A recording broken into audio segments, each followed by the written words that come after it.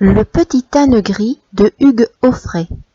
Écoutez cette histoire que l'on m'a racontée, du fond de ma mémoire je vais vous la chanter. Elle se passe en Provence, au milieu des moutons, dans le sud de la France, au pays des Santons. Dans le sud de la France, au pays des Santons. Quand il vint au domaine, il y avait un beau troupeau.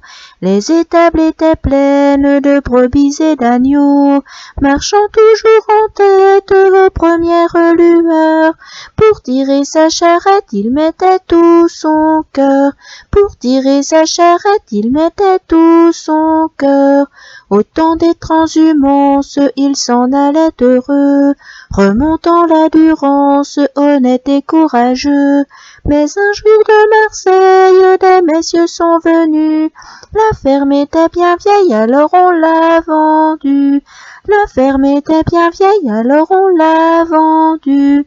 Il resta au village, tout le monde l'aimait bien, vaillant malgré son âge et malgré son chagrin. Imagé d'évangile, vivant d'humilité, il se rendait utile auprès du cantonnier. Il se rendait utile auprès du cantonnier. Cette vie honorable un soir s'est terminée. Dans le fond d'une étable, tout seul il s'est couché. Pauvre bête de somme, il a fermé les yeux. Abandonné des hommes, il est mort sans adieu. Abandonné des hommes, il est mort sans adieu.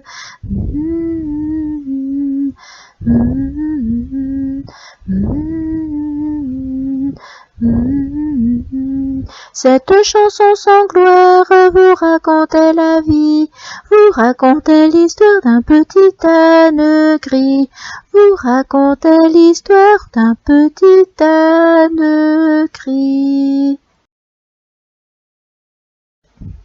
J'avais raconté l'histoire du chat et du coq aux petits-enfants et je leur demandais « Mais pourquoi est-ce que le chat est dangereux pour le petit canard? Pourquoi il ne doit pas aller là-bas ?»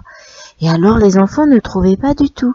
Et tout à coup, parce qu'ils n'avaient pas compris l'histoire, et tout à coup il y a un enfant qui me dit « Il n'a pas le droit au chat !»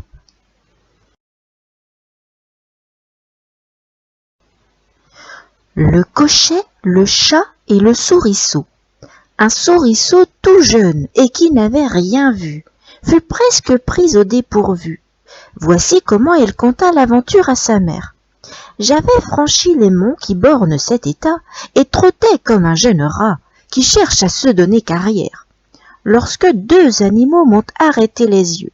L'un doux, bénin et gracieux, et l'autre turbulent et plein d'inquiétude. Il a la voix perçante et rude. Sur la tête, un morceau de chair, une sorte de bras dont il s'élève en l'air, comme pour prendre sa volée. La queue en panache étalée. Or, c'était un cochet, dont notre souriceau fit à sa mère le tableau, comme d'un animal venu de l'Amérique. Il se battait, dit-il, les flancs avec ses bras, faisant tel bruit et tel fracas, que moi, qui, grâce